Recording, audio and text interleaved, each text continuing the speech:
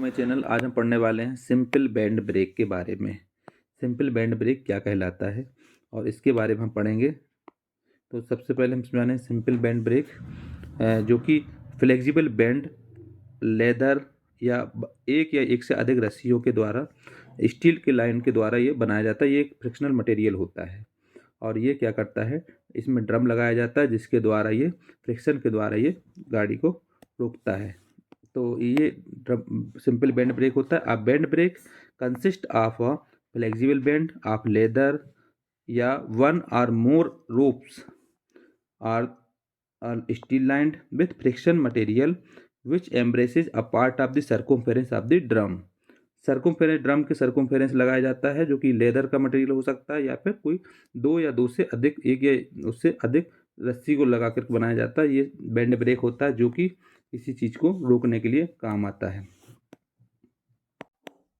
ये आपको डायग्राम दिख रहा होगा, ये डायग्राम है सिंपल बैंड ब्रेक का।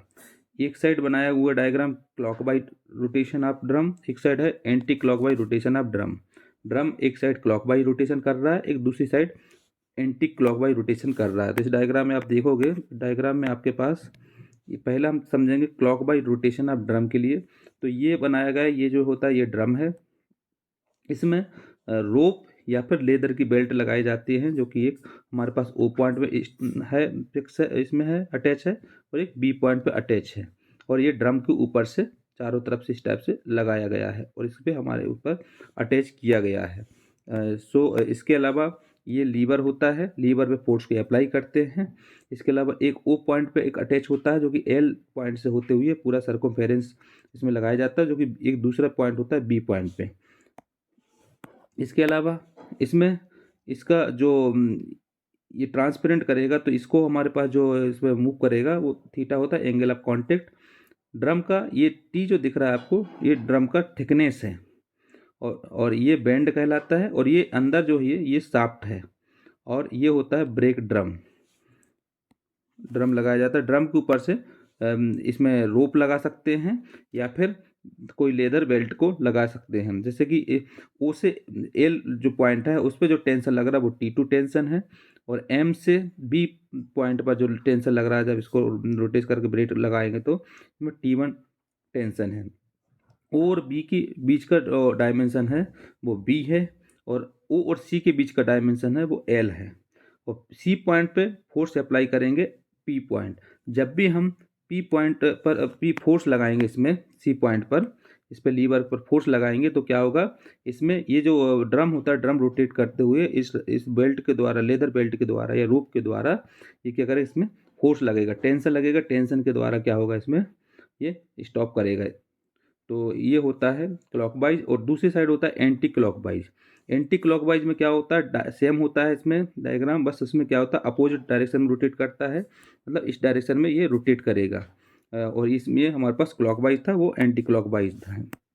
इसमें भी डायमेंशन वैसे ही है कि अगर ओ से एल जो रहेगा वो T1 रहेगा, ये चेंज हो जाएगा, यहाँ पर T1 टेंशन लेंगे, और एम से बी के बीच में जो T2 टेंशन लेंगे। और ये जो इसका हो जाएगा, आपको दिख रहा है ये थिकनेस है ड्रम का, और ये होता है बैंड, और ये होता है बैंड ड्रम क्योंकि आपको इसमें दिया हुआ। और ये अंदर का जो होता है ये शाफ्ट होता है, एक ओ पॉइंट पे इसको अटैच किया हुआ और एक बी पॉइंट पे अटैच है। ओ और बी के बीच का डायमेंशन जो है वो बी है, और ओ और सी के बीच का डायमेंशन है वो एल है, और पी सी पॉइंट पे हम पी फोर्स अप्लाई कर रहे हैं। तो ये जो डायग्राम हो जाएगा एंटी क्लॉकवाइज डायग्राम हो जाएगा। तो इसमें एक क्लॉकवाइज डायग्राम है और एक एंटी क्लॉकवाइज डायग्राम है। क्लॉकवाइज रोटेशन ऑफ ड्रम और एक anti clockwise rotation of drum.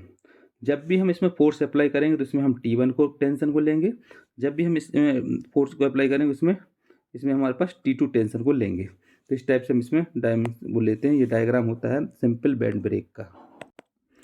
इसमें डायमेंशन लेंगे हम, लेट T1 होगा इसमें tension in the tight side of the band.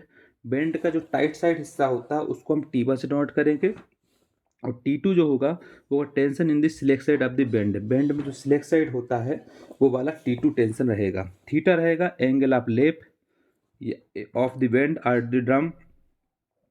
Mu होगा इसमें coefficient of friction between the band and the drum. R होगा इसमें radius of the drum, drum का रेडियस। और आर ई रहेगा effective radius of the drum. जब ये rotate करेगा, इस पर जब ब्रेक लगाएंगे तो इसमें इफेक्टिव आएगा, जो कि इफेक्टिव रेडियस रहेगा, जो कि होता है R+T/2।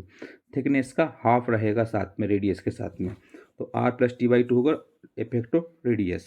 So we know that, पहले हम लिमिटिंग रेशियो निकालेंगे। We know that limiting ratio of the tension in the given by the relation. तो इसके लिए हमारे पास टेंशन रेशियो होता है T1/T2 इक्वल टू E/μθ, या फिर इसको हम इस टाइप से ये वाला भी ले सकते हैं 2.3 log T1/T2 इक्वल टू μ/θ, ये भी हो सकता है। ये फार्मूले होते हैं टेंशन रेशियो का। Braking force on the drum, braking force के बराबर होता है T1 - T2।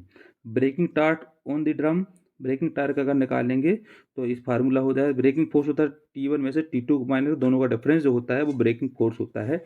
ब्रेकिंग टार्क रहेगा TB equal to T1 - T2 into R, ये होता है braking torque. Neglecting thickness of the band, अगर हम बेंड की थिकनेस को नेगलेक्ट कर रहे हैं तो ब्रेकिंग टार्क का फार्मूला ये रहेगा TB equal to T1 + T2 into R रहेगा। अगर हम थिकनेस को कंसीडर कर रहे हैं तो हमारे पास फार्मूला हो जाएगा ये वाला ब्रेकिंग टार्क का, TB equal to T1 - T2 into RE रहेगा, क्योंकि इफेक्टो जो रेडियस होता है वो क्या होता है R+T/2 होता है। इसमें थिकनेस को कंसीडर कर रहे हैं, याद रखना जब हम थिकनेस को कंसीडर करेंगे तो ये वाला फार्मूला लगाएंगे ब्रेकिंग टार्क का।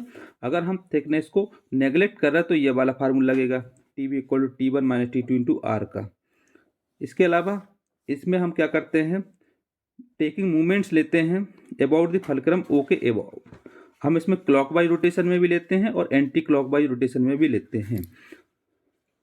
ये याद रखना, जब हम इसमें फोर्स के साथ लेंगे तो लेंथ आएगा, फोर्स इंटू परपेंडिकुलर डिस्टेंस, और इसमें आ जाएगा टेंशन के साथ में विड्थ, जो बी डायमेंशन वो लिया जाएगा। इसको हम क्लॉकवाइज और एंटी क्लॉकवाइज डायग्राम में देखेंगे। P/L equal T2/B anti clockwise में आ जाएगा, P/L equal to T1/B clockwise rotation में आ जाएगा। अब इसको हम डायग्राम में देखते हैं।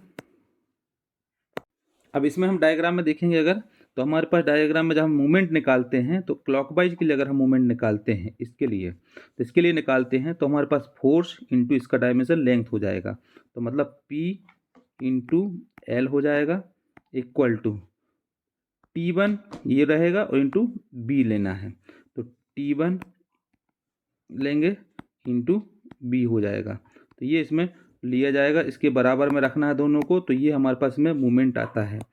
अगर हम इसमें किसके लिए लेंगे, एंटी क्लॉकवाइज के लिए लेते हैं, तो एंटी क्लॉकवाइज में हमारे पास इसमें आ जाएगा फोर्स इंटू लेंथ, मतलब इसमें आ जाएगा P/L इक्वल टू, इसमें आ जाएगा T2 आ जाएगा यहाँ पर इंटू इसका डायमेंशन B हो जाएगा, तो ये हो जाएगा T2 इंटू B हो जाएगा। इस टाइप से हम इसमें भी मूवमेंट निकाल लेते हैं। तो ये मूवमेंट निकालते हैं, तो इसी मूवमेंट को हमने उसमें निकाला हुआ है। इस मूवमेंट को हमने हमारे पास, अगर हम इसका मूवमेंट निकालेंगे तो मूवमेंट के लिए आ जाएगा हमारे पास P/L equal to T1/B clockwise के लिए आ जाएगा, और एंटी क्लॉकवाइज के लिए अगर निकालना तो P/L इक्वल टू T2/B हो जाएगा, या एंटी क्लॉकवाइज के लिए, जो कि मैंने आपको पहले बताया हुआ है।